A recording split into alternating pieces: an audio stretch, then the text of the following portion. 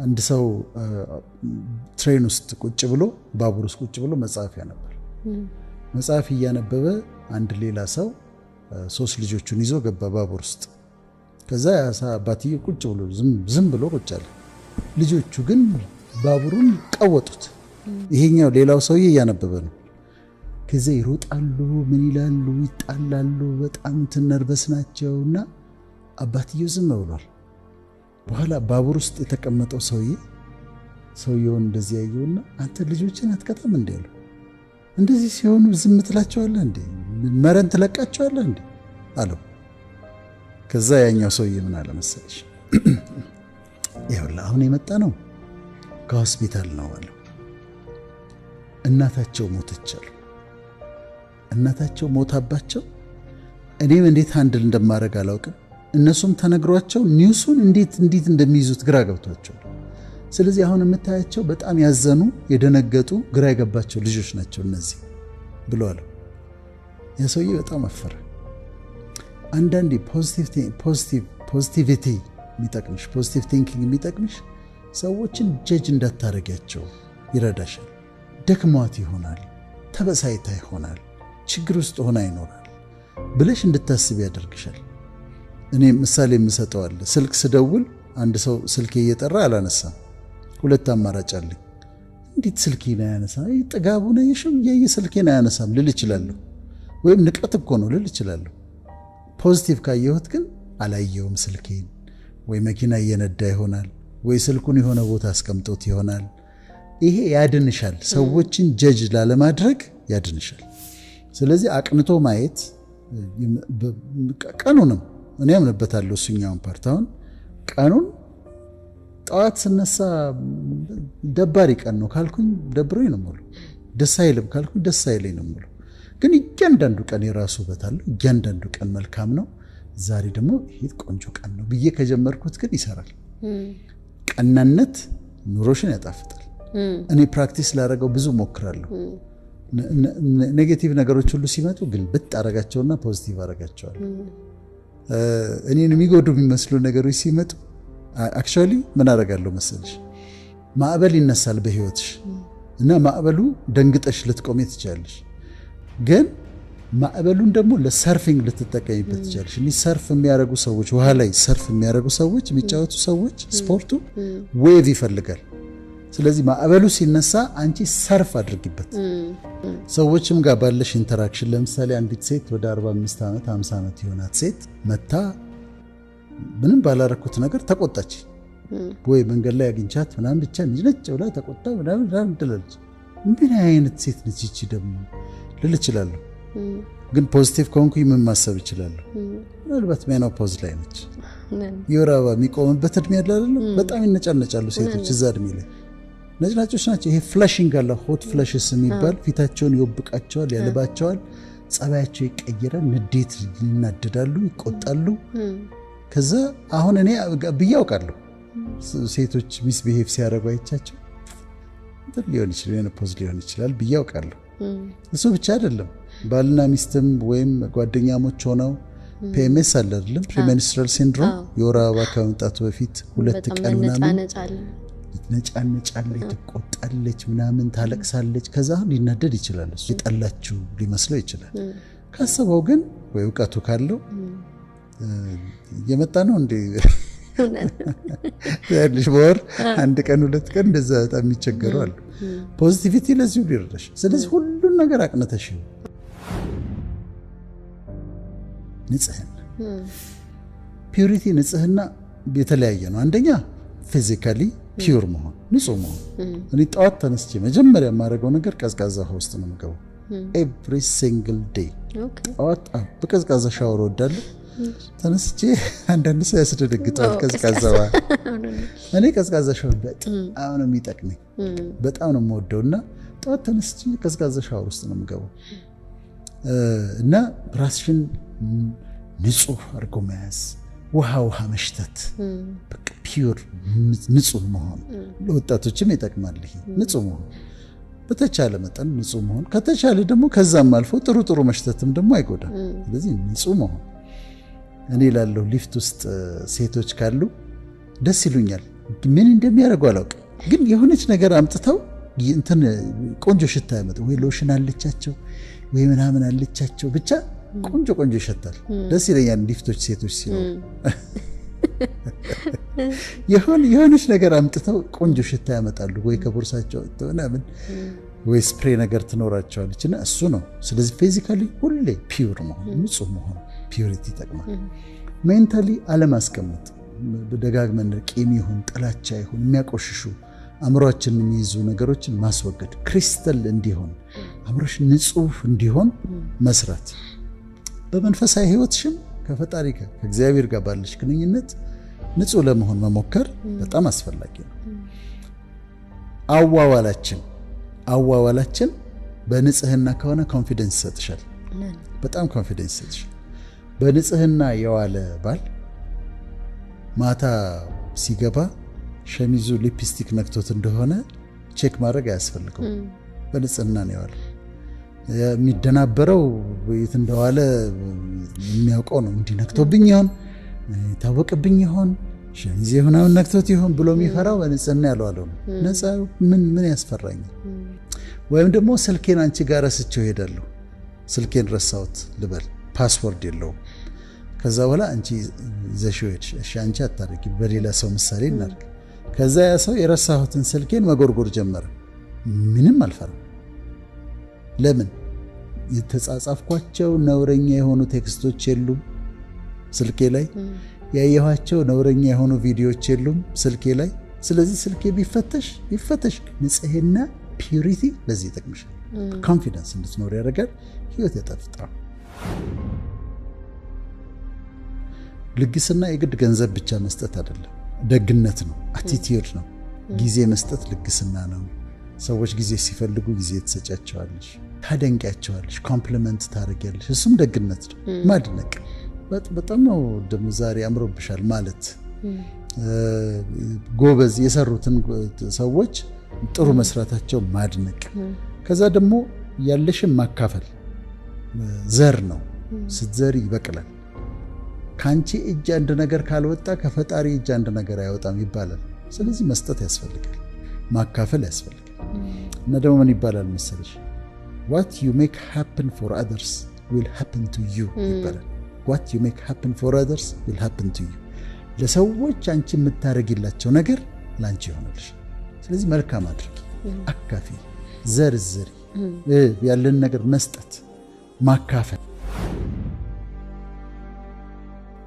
ስትታገሺው ያልፋል ህይወት። ታገሻቸው፣ አሳልፊያቸው፣ ይለፉ፣ ያልፋሉ። ጊዜ ከሰጠሽው በጣም ከባድ ጊዜ ያልሽው ነገር ያልፋል። መንገድ ላይ ሊጣላሽ የሚፈልግ ሰው ይኖራል። ከዛስ እለፊው።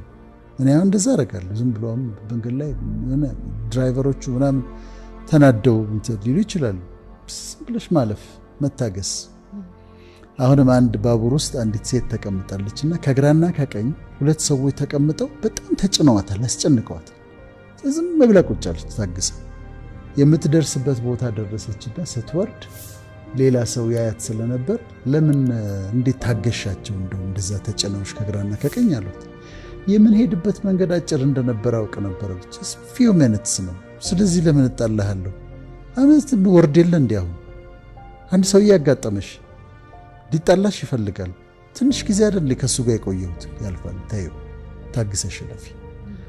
እኔ ላለው ብዙ ጊዜ እስር ቤት ያሉ ሰዎችን ሄደሽ ብትጠይቂያቸው 24 ዓመት ተፈርዶባቸው ያሉ ሰዎችን ሄደሽ ብትጠይቂያቸው እንዴት ተናድጄ ነበር፣ የሆነ ሰውዬ ተናድጄ ነበር፣ መታውት፣ ወደቀ፣ ጭንቅላቱን ደም ውስጡ ፈሰሰ፣ ሞተ ይልሻል። 24 ዓመት ተፈረደብኝ ይልሻል። 10 ደቂቃ ቢታገስስ ኖሮ አልፎ ነበር። ስለዚህ ፔሽንስ፣ ትዕግስት ደግሞ በጣም በጣም አስፈላጊ። ነፃነት፣ ለማንም ነፃነትሽን አሳልፈሽ አትስጪ። የማንም ሰው ባሪያ አትሁኚ፣ ለማንም ሰው አትገዢ። ከዛ ነፃነትሽን ጠብቂ። የምትገዢው ሙስሊም ከሆንሽ እስላም ማለት ሰብሚሽን ማለት ነው፣ ለአላህ ተገዢ። ክርስቲያን ከሆንሽ ለእግዚአብሔር ተገዢ።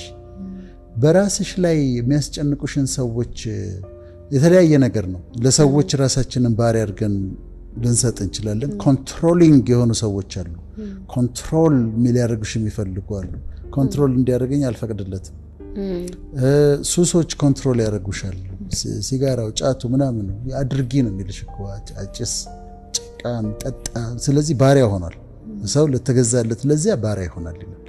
ለሱሶች ባሪያ አትሁኝ። ለየትኛውም አዲክሽን ቲክቶክም አይግዛሽ፣ ፌስቡክም አይግዛሽ። ማንም ነገር እንዲገዛኝ አለመፍቀድ ነው። መንግስትም አይገዛኝም። መንግስት የሆነ ነገር ሰጥቶ ከዛ በኋላ የፈለገውን እንድናገር ሊያደርገኝ ይችላል። አልፈቅድም። እሱን አልፈልገውም። ለምን? ነፃነቴን ስለምፈልገው። አታስነክ። ከእግዚአብሔር የተሰጠ ለሰው ልጆች የተሰጠ ትልቅ ስጦታ ነፃነት ነው፣ ሊበርቲ ነው። እሷን ጠብቂያት፣ ከዛ ህይወትሽ ይጣፍጣል።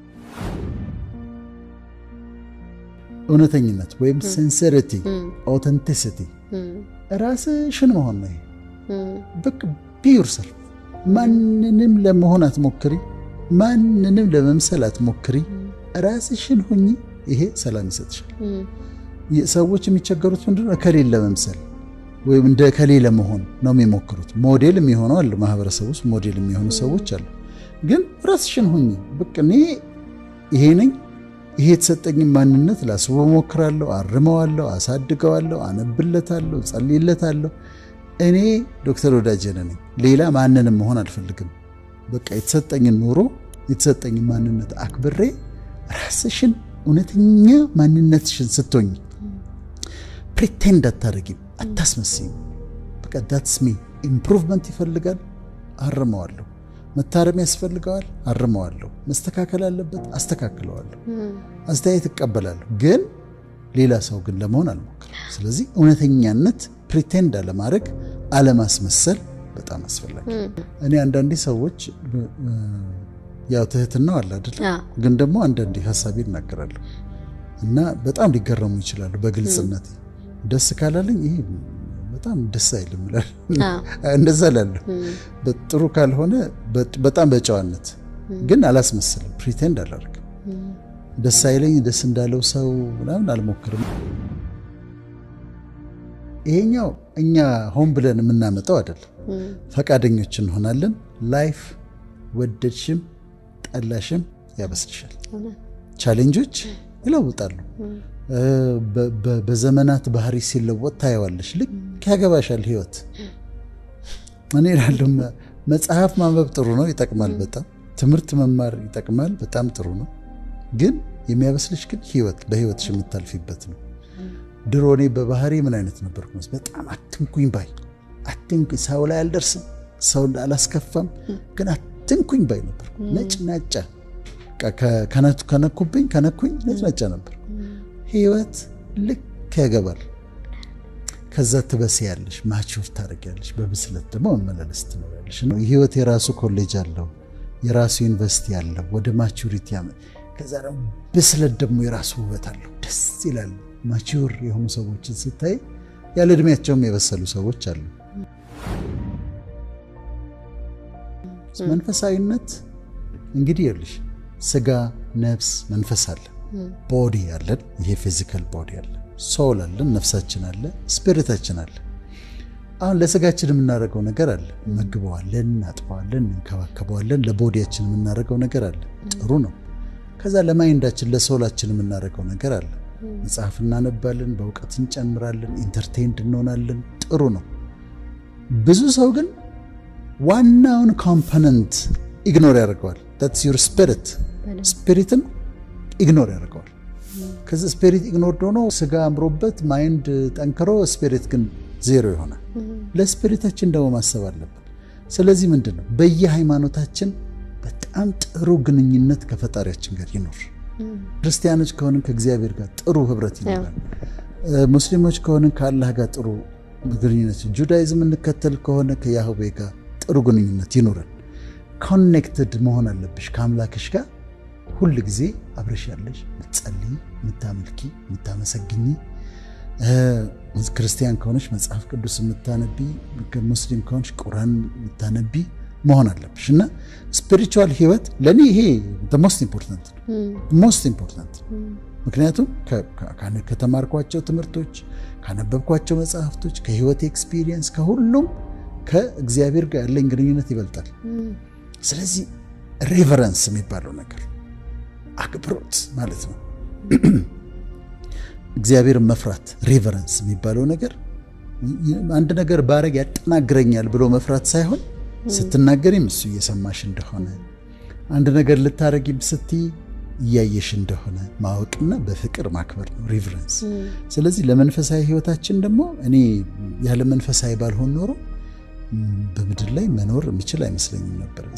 ስፒሪቹዋል ህይወት ባይኖረኝ እግዚአብሔርን ጋር ግንኙነት ባይኖረኝ አክቹአሊ ያመጣኝም እሱ ነው። እኔ ግራጁዌት አድርጌ ምናምን ከዛ በጣም አስጠልቶኝ ባለበት ሰዓት ነው ህይወቴ በእግዚአብሔር የተያዘው። ለኔ ሚኒንግፉል ያደረገልኝ ህይወቴን ጣፋጭ ያደረገልኝ ከፈጣሪ ጋር ያለኝ ህብረት እና ስፒሪቹዋል ህይወታቸው እንደው መንከባከብ። እኔ እንደውም አንድ የመጽሐፍ ቅዱስ እንትን ጥቅስ አለ፣ ሰው ዓለሙን ሁሉ ቢያተርፍ ነፍሱን ግን ቢያጎድል ምን ይጠቅመዋል? እና እኔ በጣም ነው ይሄ ነገር ትልቅ መመሪያ ሆነኝ። ምክንያቱም በብዙ ነገር ልናተርፍ እንችላለን። እነኛ ሁሉ ቨርቹ የቀደም የጠቀስናቸው ነገሮች በተክላላም ሊኖር ይችላል። ግን ከፈጣሪ ጋር ያለን ኮኔክሽን የደከመ ከሆነ እኔ በዜሮ እንደማባዛት ነው ብዬ ነው ማስበው። ስለዚህ ግዴታ ነው። it's not even a choice። ሰው ህይወቱ ኤክሰል አድርጎ በጣም አጥቆ ጥሩ አይነት ኳሊቲ ያለው ህይወት መኖር ከፈለገ ግዴታ ከአምላኩ ጋር ኮኔክሽን ሊኖረው ይገባል። ይኖራችሁ ይያለን ነው።